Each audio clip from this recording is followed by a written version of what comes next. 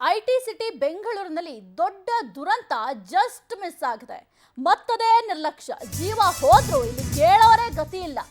IT city ಬೆಂಗಳೂರಿನಲ್ಲಿ ದೊಡ್ಡ ದುರಂತ ಜಸ್ಟ್ ಮಿಸ್ ಆಗಿದೆ. ಮತ್ತದೇ ನಿರ್ಲಕ್ಷ್ಯ ಮಾಡ್ತಾ ಇದ್ದಾರೆ.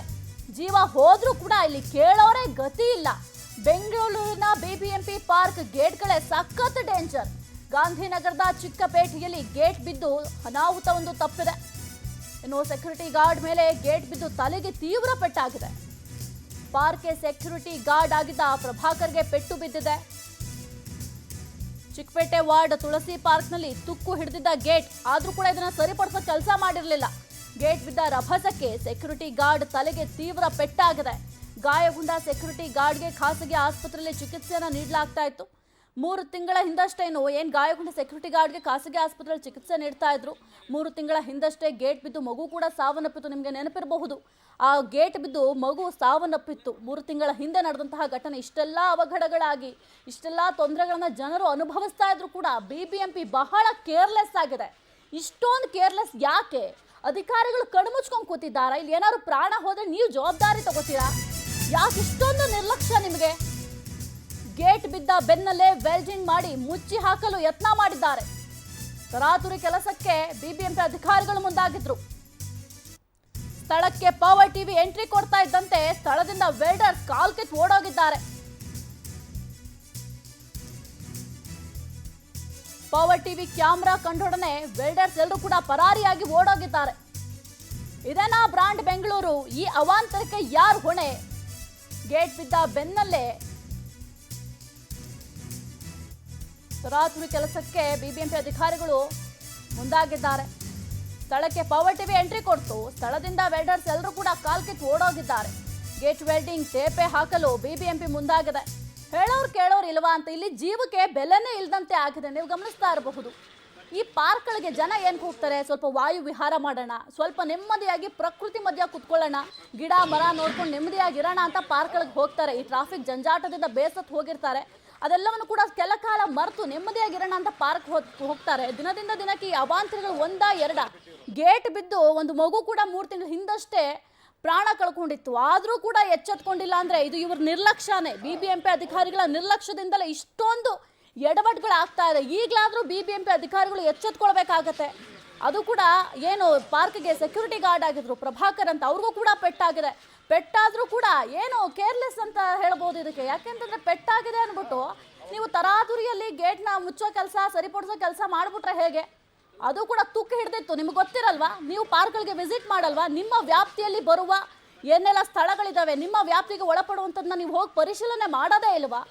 ನಿಮ್ಗೆ ಹೇಳೋರು ಕೇಳೋರು ಯಾರು ಇಲ್ಲ ಅಂತ ಇದನ್ನೆಲ್ಲ ನಾವು ಗಮನಿಸ್ತಾ ಇದ್ರೆ ಗೊತ್ತಾಗುತ್ತೆ. ನಾವು ಬ್ರ್ಯಾಂಡ್ ಬೆಂಗಳೂರು ಮಾಡ್ತೀವಿ, ಬೆಂಗಳೂರನ್ನ ಒಂದು ಬ್ರ್ಯಾಂಡ್ ಆಗಿ ಮಾಡ್ತೀವಿ ಅಂತ ಹೇಳ್ತಾ ಇರ್ತೀರಲ್ಲ, ಇದೇ ನಿಮ್ಮ ಬ್ರ್ಯಾಂಡ್ ಬೆಂಗಳೂರು ಅಂತ ಅನ್ನಿಸ್ತಾ ಇದೆ. ಯಾವ ವ್ಯಕ್ತಿಯ ಜೀವಕ್ಕೂ ಕೂಡ ನಿಮ್ಮಲ್ಲಿ ಬೆಲೆ ಇಲ್ಲ ಅಂತಂದ್ರೆ, ನಿಮ್ಗೇನಾದ್ರೂ ಹೆಚ್ಚು ಕಡಿಮೆ ಆಗಿದ್ದಿದ್ರೆ ನೀವು ಇದೇ ರೀತಿಯಾಗಿರ್ತಾ ಇದ್ರಾ? ಯಾವ ವ್ಯಕ್ತಿ ಪ್ರಾಣಕ್ಕೂ ಕೂಡ ಬೆಲೆ ಇಲ್ವಾ ನಿಮ್ಮಲ್ಲಿ ಅಂತ? ಇಷ್ಟೊಂದು ನಿರ್ಲಕ್ಷ್ಯ ಅವಶ್ಯಕತೆ ಇದೆಯಾ? ನೀವು ಜನರ ಸೇವೆ ಮಾಡೋಕ್ಕಿದ್ದೀರಾ ಅಥವಾ ನಿಮ್ಮ ಸೇವೆ ನೀವು ಮಾಡೋದಕ್ಕಿದ್ದೀರಾ ಅಂತ?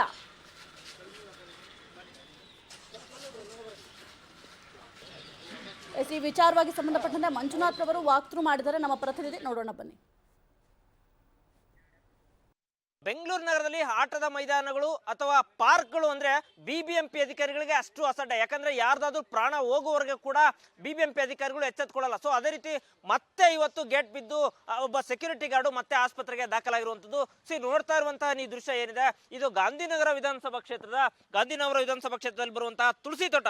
ಈ ತುಳಸಿ ತೋಟ ಏನಿದೆ, ಈ ಒಂದು ಪಾರ್ಕ್ ಒಳಗೆ ಹೋಗುವಂತಹ ಈ ಗೇಟ್ ಏನಿದೆ, ಈ ಗೇಟ್ ಅಂದ್ರೆ ಸೆಕ್ಯೂರಿಟಿ ಗಾರ್ಡ್ ಮೇಲೆ ಬಿದ್ದು ಇವತ್ತು ಆ ತಲೆಗೆ ಹೇಟಾಗಿರುವಂತದ್ದು. ಸದ್ಯ ಆ ಸೆಕ್ಯೂರಿಟಿ ಗಾರ್ಡ್ನ ಇದೀಗ ಖಾಸಗಿ ಆಸ್ಪತ್ರೆಗೆ ಕೂಡ ಈಗಾಗಲೇ ದಾಖಲೆ ಮಾಡಲಾಗಿರುವಂತದ್ದು.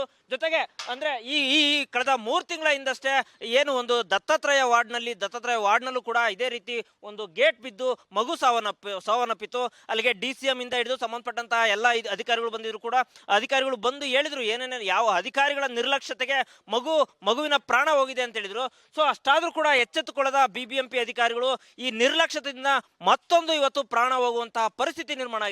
ಆದ್ರೂ ಕೂಡ ಎಲ್ಲೋ ಒಂದ್ ಕಡೆ ಅಧಿಕಾರಿಗಳು ಅಷ್ಟು ನಿರ್ಲಕ್ಷ್ಯ ತೋರ್ತಿದ್ದಾರೆ, ಅಷ್ಟು ಅಸಡ್ಡೆ ತೋರ್ತಿದ್ದಾರೆ. ನೋಡ್ತಾ ಇರ್ಬೋದು ನೀವು ದೃಶ್ಯಾವಳಿಗಳ ಕೆಲಸ. ಈಗ ಸದ್ಯಕ್ಕೆ ಯಾವಾಗ ಗೇಟ್ ಬಿದ್ದು ಇಲ್ಲಿ ಆತನನ್ನ ಅಂದ್ರೆ ಖಾಸಗಿ ಆಸ್ಪತ್ರೆಗೆ ದಾಖಲು ಮಾಡಿದ್ರು.